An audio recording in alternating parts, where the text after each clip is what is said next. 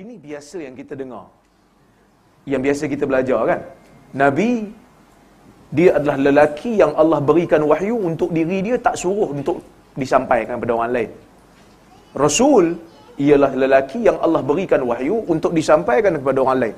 Sebenarnya kalau kita tengok dalam kitab-kitab akidah, ulama ahlu sunnah, dia berbeza-beza pandangan dalam menyatakan perbezaan antara Nabi dan Rasul. Kerana ada ayat-ayat yang menunjukkan Nabi dan Rasul ni diletak sebelah-sebelah dan digandingkan dengan huruf waw.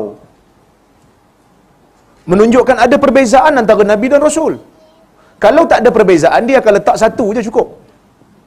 Bila diletakkan dalam satu ayat dan digabungkan dengan perkataan waw yang maksud dan, Nabi dan Rasul ataupun Rasul dan Nabi, menunjukkan ada perbezaan kerana Al-Quran tidak mengulang benda yang sama tanpa faedah. Nak mencari perbezaan itu, ulama ahli sunnah berbeza pendapat.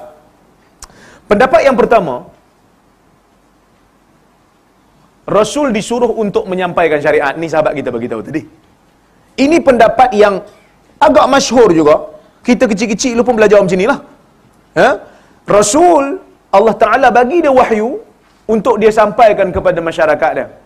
Nabi, tak. Nabi, Allah bagi dia wahyu untuk diri dia saja. Maka sebab itu, Ibn Abil Ais dalam syarah Aqidah Tahawiyah menyebut pandangan ini. Dan dia tak komen pun. Seolah-olah macam dia bersetuju dengan pendapat ni. Tapi agak-agak, tuan-tuan dan puan-puan, adakah logik Allah hanya beri wahyu pada Nabi, lepas tu dia tak suruh sampaikan? Untuk dia je. Dia je selamat.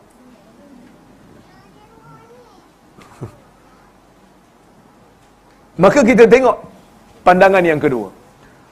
Pandangan yang kedua mengatakan Rasul diberikan syariat baru. Ini pandangan Al-Baydawi dalam tafsirnya. Dia menukilkan pandangan ini, dia kata Rasul ni ada syariat baru.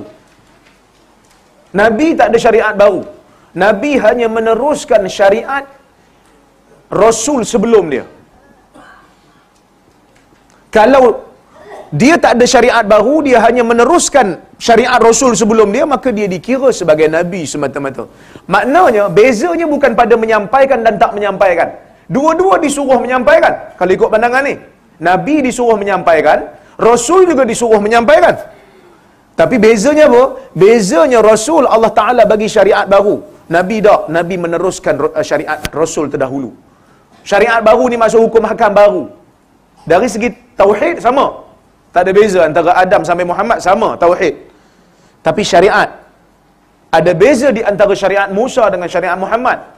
Maka Muhammad dianggap sebagai Rasul kerana dia membawa syariat baru. Kalau ikut syariat Nabi Musa, siapa nak taubat kena bunuh diri. Bila masuk syariat Nabi Muhammad, diubah. Hukum hakam itu diubah. Maka ini pandangan Al-Baydawi. Baik. Yang ketiga, nanti kita akan pilih mana yang lebih hampir.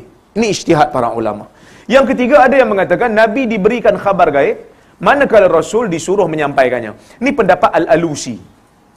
Al-Alusi dalam kitab dia, dalam tafsir Ruhul Ma'ani, dia membawakan perbezaan ni. Dia kata sebenarnya tak ada beza pun antara Nabi dan Rasul ni. Sama aja.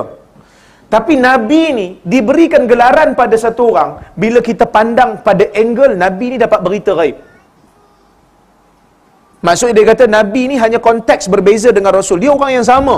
Tak ada beza pun. Cuma kita panggil dia Nabi bila dia ada cerita gaib. Kita pandang daripada sisi dia mempunyai khabar gaib. Bila kita pandang pada sisi dia disuruh untuk menyampaikan, maka dia Rasul. Maka dia kata tak ada beza. Nabi dan Rasul ni sama je. Baik. Pendapat yang keempat ialah pendapat Asy-Syanqiti, dan pendapat ni disokong oleh Jalaluddin Ad-Dawani. Dia mengatakan sebenarnya Rasul ni ada kitab. Bila Allah bagi dia kitab, maka dia Rasul. Kalau tak ada kitab, dia Nabi. Sebab wahyu kan ada dua kan? Wahyu matlu, wahyu ghairu matlu. Wahyu yang dibaca dan wahyu yang tak dibaca, yang diletakkan dalam ilham, yang diberikan mimpi umpamanya. Tapi kalau wahyu matlu, wahyu yang dibaca, Jibril baca Quran pada Nabi, yang tu kitab. Maka Nabi Muhammad dianggap Nabi dan Rasul kerana dia menerima wahyu, yang mana dalam wahyu tu ada Quran, ada kitab. Maka sebab itu dipanggil sebagai Rasul. Ada Nabi yang tak dapat kitab, maka dia bukan Rasul. Ini pendapat yang keempat. Pendapat yang kelima, ini yang sahabat kita sebut tadi. Rasul diutuskan kepada kaum yang ingkar, manakala Nabi diutuskan kepada kaum yang telah beriman. Kedua-duanya disuruh untuk menyampaikan wahyu daripada Tuhan, cuma bezanya Nabi Allah Ta'ala utuskan kepada kaum-kaum yang telah beriman. Maksudnya kaum tu tak ada masalah lagi dari sudut akidahnya, cuma Allah Ta'ala turunkan wahyu pada dia untuk bimbing umat. Sampaikan juga. Tapi bukan pada kaum yang kafir, contohnya.